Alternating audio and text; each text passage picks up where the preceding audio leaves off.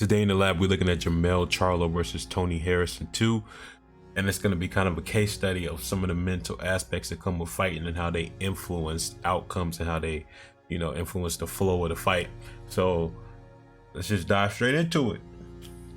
Oftentimes I talk about forcing shots. Usually what I mean is that there's no setup. They're making mistakes in the process of throwing the shot. They're off balance. Basically, they're losing their technique. It's a lot of, they're just doing a lot of stuff wrong in order to try and get the shot where they want it to be rather than setting it up the way it's supposed to be. And you see he gets countered right there because he was off balance, kind of leaning over his front foot. And then right here, he's gonna try and force this cross to the body.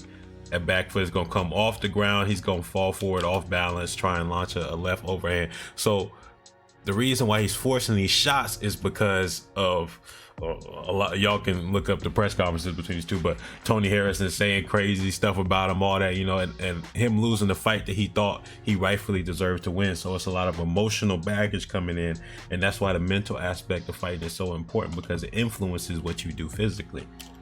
And then another part is that Harrison's annoying him with some of his elite lead hand tactics. So he's probing him, he's keeping him at range. And then Charlo's trying his best to get something through, so he kind of jumps into that hook off balance again. That's what I mean, forcing the shots, not the best technique. And then another sign of frustration and uncomfortability is in these little bounces and resets that Charlo's doing. And he's not really doing them for any good reason, not any reason that Tony Harrison's causing directly. It's more representative of uncomfortability and frustration. And then he does it again. Give it a little bit of time. He does a little small one right there. So oftentimes, not all the time, but a lot of times, fighters do that reset and that bounce. Unless they forced into it, they do it themselves. It's like a subconscious way of fixing something. For the same reason somebody resets a TV or a computer, they're trying to get it back to the original state. That's often what fighters are trying to do to themselves. They're trying to get back comfortable. They're trying to get back that rhythm that they're used to. And so that's, in my opinion, why Charlo was doing that in this particular moment in the fight. And then here again, look at how frustrated he is. He is trying to knock Harrison out. And you see him fall all over the place. That's oftentimes you see fans talk about, oh, he's in his head, he's this and that, blah, blah, blah, blah, blah, blah. Sometimes that's true, sometimes it's not.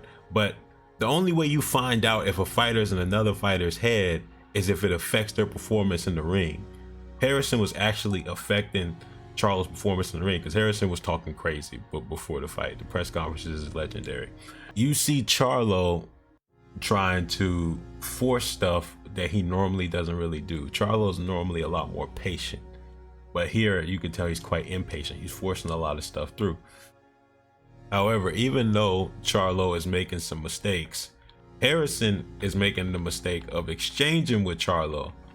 And this sequence right here is the most important sequence of the fight. It's repeated a few times.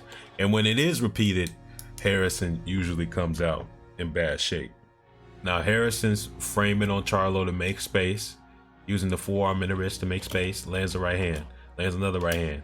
And then he tries to throw like a shovel hook or up jab, but he's throwing where Charlo's head was, but Charlo had moved his head outside of that position. And then as he's throwing his left, Charlo's also throwing his left, but again, the technique, the conciseness, the tightness of that hook gets there, surprises Harrison, drops him. So although Charlo's making his fair share of mistakes and he's fighting quite emotional, he's still dangerous. He's still this is still a fight. He's still a professional. He's still a world champion. And then he comes out in the third round. The first thing he does is he comes out swinging.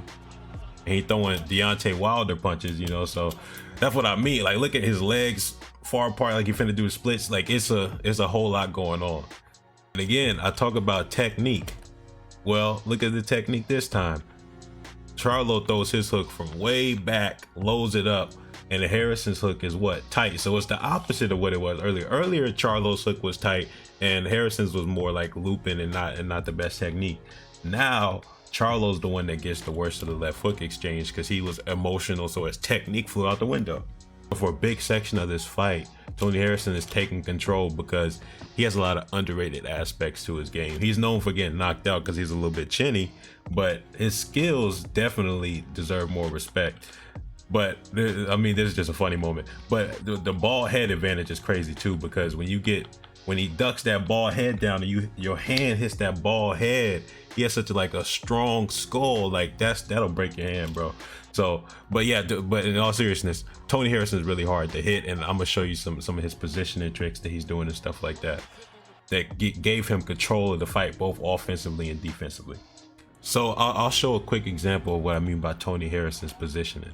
So they're kind of in like a inside fighting position, and Charlo's trying to turn to face Tony Harrison because Tony Harrison's at a dominant position where Charlo can't punch him, and then Harrison's gonna frame and then get in another position, throw Charlo off where he can't do any offense from there. Not anywhere. He could throw like a left, but that's about it.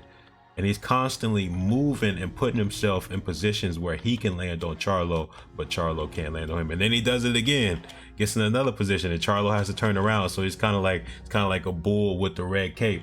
He just constantly working on him. And then the other thing about Harrison is he got a tight high guard. I mean, that's not the best example, but his high guard is underrated too, because I've seen him catch so many shots, and then you see him parry right there. He just slick and getting out the way, and sometimes catching him with his bald head. I mean, this sounds like a joke, but that's actually a great form of defense, because the top of your head is much harder, and that, you know, it doesn't really do any damage to you compared to getting hit on the chin or the jaw and stuff like that, but it does damage to your opponent's hand. And when you have a calm fighter, you have an intelligent fighter. So Harrison steps in with the jab and then throws a cross behind it, and then Charlo tries to answer back, but look at what he does this time. Look at how he adapts. He sees the step in jab, he like shifts into southpaw, parries it, and then runs him into a left hook counter. That's a great moment right there. That's one of my favorite moments of the fight. Really skillful. Let's look at the positioning from Tony Harrison again. So he lowers that head again. I think he's doing that on purpose. It sounds like I'm joking, but I think he really using his bald head as defense. But that's besides the point. So after he deflects it, he steps inside to get an angle for that jab, which also means he avoids Charlo's jab. So it's subtle stuff. If I was doing a Tony Harrison breakdown, I could do far more on what he's doing in this fight as well. But this is more about Charlo. We gotta go back to that bounce that I talked about earlier, where you see Charlo kind of like bouncing and reset his stance. But I think the difference here is that by this point in the fight, for Harrison, that bounce is representative of confidence, because he was controlling a lot of aspects of this fight. He was taunting, he was shaking his hips, doing all kinds of crazy stuff. When two people take a similar action, you got to look at the context surrounding the action to kind of determine what the purpose of that action is. For Charlo, he was obviously frustrated. He was making a lot of mistakes. And so when he tried to reset his stance and bounce like that, it was for the purpose of calming down, trying to find his rhythm.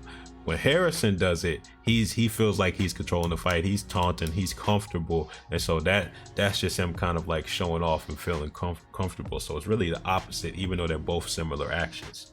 And this is what I mean. Here goes that important sequence I mentioned. Left to the right side of Harrison. Now notice Harrison's left side, that left arm becomes free because he's expecting to counter anything coming from that right side of Charlo. He isn't expecting another follow-up left, because most combos is left, right, left, so on and so forth. So Harrison tries to counter whatever's coming from that side, and he does land the left on Charlo because Charlo's right hand drops. But again, look at the technique. It doesn't really have much turnover. It's kind of slappy. While Charlo's has more turnover and more viciousness on it. And so they exchange left hooks just like how they done before. But Harrison's not expecting this. Now the reason why I covered this fight and did a case study on this fight in particular is because it was kind of representative of a lot of the things I liked about Jermell Charlo in a weird way. He's a flawed fighter. He makes some mistakes at times, but I think that's what makes him fun to follow and makes him fun to watch, because there's that honesty, there's that relatability of somebody who is overlooked, and that way they have to overcome.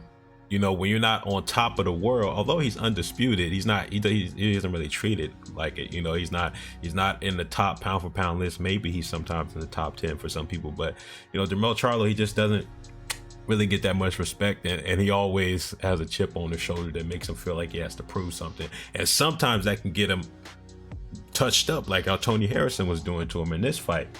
But ultimately, I just respect the attitude that he brings. I respect the ferocity, and I respect this performance because he had to overcome, you know. And I think that's what he's going to be coming to do versus Canelo. Will he be able to do it? I don't know, but I know he's going to try his damnedest, however you pronounce it. So that's what I like about it. And then hopefully I'm gonna drop another Jermell Charlo video tomorrow, and then drop another Canelo, and then drop the pre-fight breakdown. That is all. Immortality Serum out.